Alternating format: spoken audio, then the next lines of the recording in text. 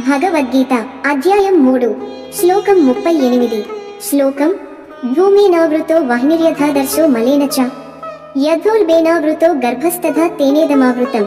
అనువాదం: ఎలాగైతే అగ్ని పొగతో కప్పబడి ఉంటుంది, అద్దం మలినంతో మసకబారుతుంది, గర్భం గర్భాశయంలో కప్పబడి ఉంటుంది, అలా ఈ లోకమంతా కామంతో కప్పబడి ఉంటుంది.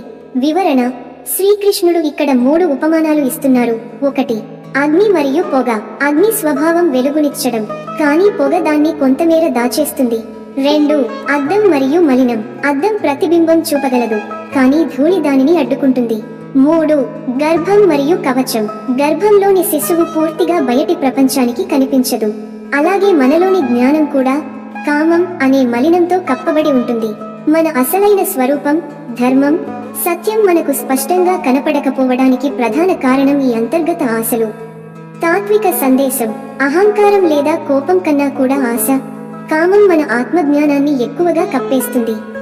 కాబట్టి దానిని తగ్గించుకోవడం మన ఆధ్యాత్మిక యాత్రలో కీలకం. ఉదాహరణ: ఒక స్వచ్ఛమైన నీటి గ్లాసులో కొద్దిగా సిరా కలిస్తే మొత్తం నీరు మసకబారుతుంది. అదే విధంగా మన హృదయం ఎంత పవిత్రమైనదైనా ఒక చిన్న ఆశ కూడా మన దృష్టిని మసకబారుస్తుంది. ఎండ్ నోట్: ఆశలు మనలోని వెలుగును మసకబారుస్తాయి. వాటిని అధిగమించిన వారే నిజమైన జ్ఞానాన్ని చూడగలరు. ఓం శాంతి శాంతి శాంతి. కామెంట్లలో మీ అభిప్రాయాన్ని చెప్పండి, లైక్ చేయండి. ఈ తాత్విక సందేశాన్ని మీ మిత్రులతో షేర్ చేసుకోండి.